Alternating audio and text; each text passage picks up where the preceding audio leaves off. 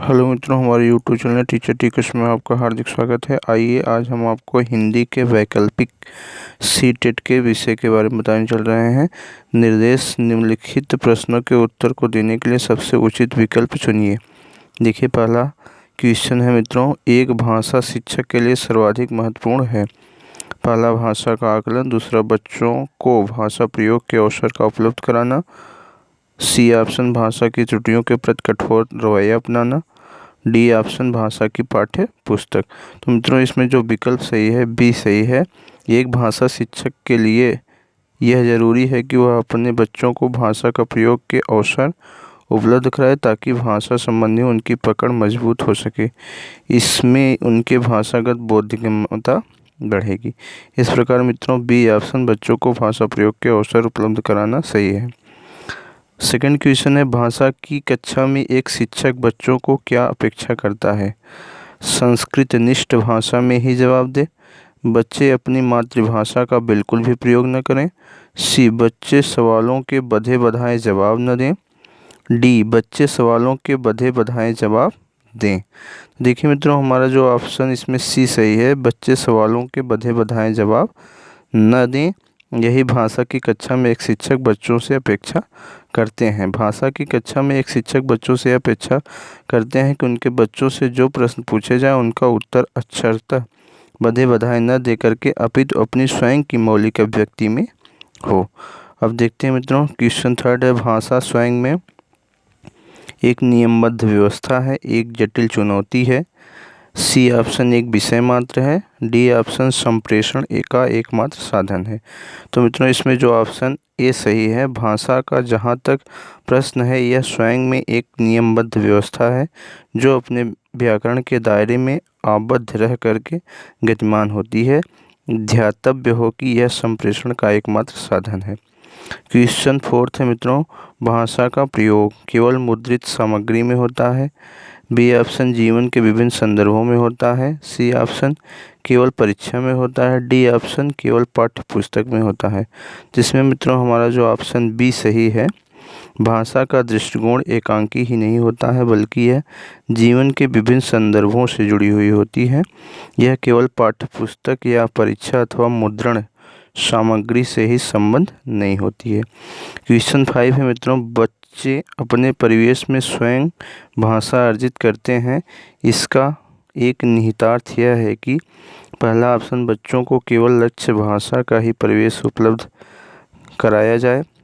B option, बच्चों को अत्यंत सरल भाषा का परिवेश उपलब्ध कराया जाए। सी ऑप्शन, बच्चों को बिल्कुल भी भाषा न पढ़ाई जाए। डी ऑप्शन, बच्चों को समृद्ध भाषिक परिवेश उपलब्ध कराया जाए। तो देखिए मित्रों, इसमें जो हमारा ऑप्शन सही है वो हमारा ऑप्शन देखिए डी सही है मित्रों। बच्चे अपने परिवेश में स्वयं भाषा अर्जित करते हैं, अतएव यह आवश्यक नहीं है कि उन्हें बच्चों को समृद्ध भाषिक परिवेश उपलब्ध कराया जाना चाहिए।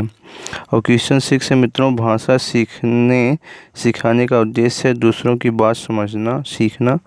बी ऑप्शन, अपनी बात की पुष्टि के लिए तर्क देना। सी ऑप्शन, विभिन्न स्थितियों में भाषा का प्रभावी प्रयोग करना। डी ऑप्शन, अपनी बात कहना सीखना।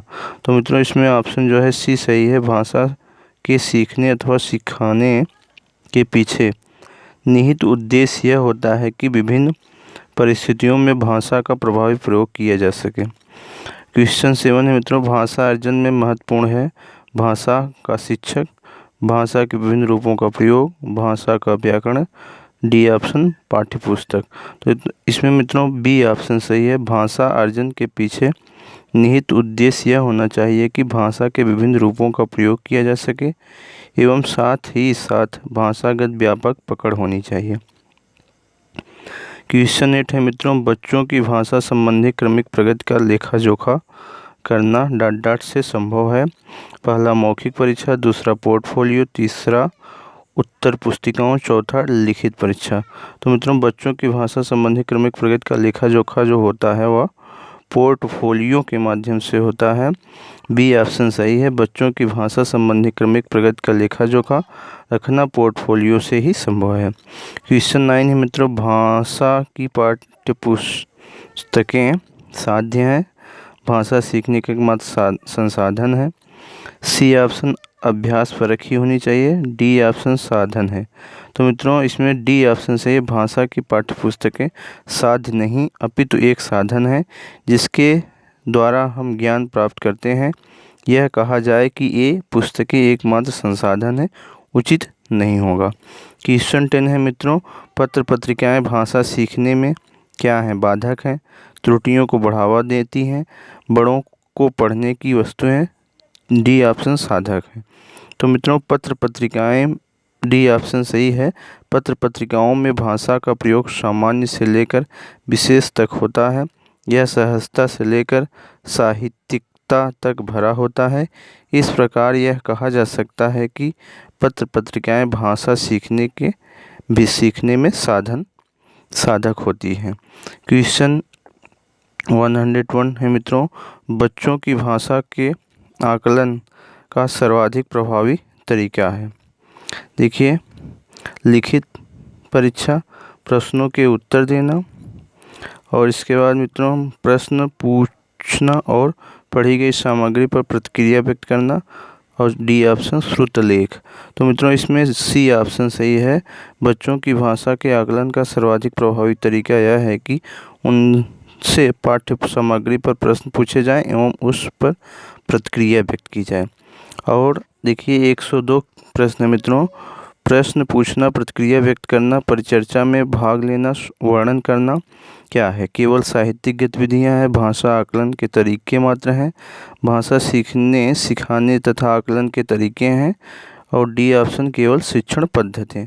तो मित्रों इसमें सी ऑप्शन सही है। भाषा सीखने सिखाने एवं आकलन के तरीकों के अंतर्गत निम्न महत्वपूर्ण बातें धातव्य हैं। पहला प्रश्न पूछना, दूसरा प्रतिक्रिया व्यक्त करना, तीसरा परिचर्चा में भाग लेना, और चौथा है वर्णन करना। तो सी मित्रों इसमें ऑप्शन सही है। भाषा सीखने सिखाने का आकलन करने के तरीके हैं। और क्वेश्चन 103 है मित्रों, बहुभाषिक एवं बहुसांस्कृतिक कक्षा में बच्चों को मातृभाषा का प्रयोग वर्जित होनी चाहिए। बी ऑप्शन, बच्चों की मातृभाषा को समुचित सम्मान स्थान देते हुए मानक भाषा से भी परिचय कराना चाहिए। सी ऑप्शन, बच्चों को केवल मानक भाषा के प्रयोग के लिए ही पुरस्कृत करना चाहिए। डी ऑप्शन, बच्चों की मातृभाषा का ही सदैव प्रयोग किया जाना चाहिए। तो मित्रों इसमें बहुभाषिक एवं बहुसांस्कृतिक कक्षा में बी ऑप्शन सही है। ऐसी कक्षाएं जहां अनेक भाषाओं एवं अनेक संस्कृतियों के विषय में जानकारी दी जाती हो, वहां सर्वप्रथम यह आवश्यक है कि बच्चे की मातृभाषा को समुचित सम्मान देते हुए मानक भाषा से परिचय कराना चाहिए। क्वेश्चन 104 है मित्रों, भाषा के व्याकरण की समझ को क्या कहते हैं? केवल वस्तुनिष्ठ प्रश्नों के माध्यम से ही आंका जाना चाहिए। दूसरा, केवल लघुत्तर प्रश्नों के माध्यम से आंका जाना चाहिए। तीसरा, निबंधात्मक प्रश्नों के माध्यम से आंका जाना चाहिए। चौथा, डी ऑप्शन, संदर्भ परक प्रश्नों के माध्यम से आंका जाना चाहिए। तो मित्रों भाषा के व्याकरण की समझ को जो है संदर्भ परक प्रश्नों के माध्यम से आंका जाना चाहिए। डी ऑप्शन सही है। जहाँ तक भाषा के व्याकरण की समझ का प्रश्न है, इसे महत्वपूर्ण संदर्भ परक प्रश्नों के माध्यम से आकलित करना चाहिए, न कि लघुत्तर, वस्तुनिष्ठ एवं संदर्भ परक प्रश्नों के माध्यम से। क्वेश्चन 105 है मित्रों, निम्नलिखित में से कौन सा भाषा शिक्षण का उद्देश्य है? निजी अनुभवों के आधार पर भाषा का सृजनशील प्रयोग करना, भाषा सीखते समय त्रुटियां बिल्कुल न करना, भाषा की बारीकी और सौंदर्य बोध के सही रूप से समझने की क्षमता को प्रोत्साहित करना, भाषा के व्याकरण सीखने पर बल देना। तो मित्रों इसमें जो ऑप्शन हमारा सही है, सी सही है। भाषा शिक्षण का उद्देश्य है कि भाषा की बारीकियों को समझना एवं सौंदर्य बोध को सम्यक रूप से समझने की क्षमता को प्रोत्साहित करना। जो भी भाई बहन मेरे वीडियो को देख रहे हैं, प्लीज़ मेरे चैनल को लाइक करें, सब्सक्राइब करें, शेयर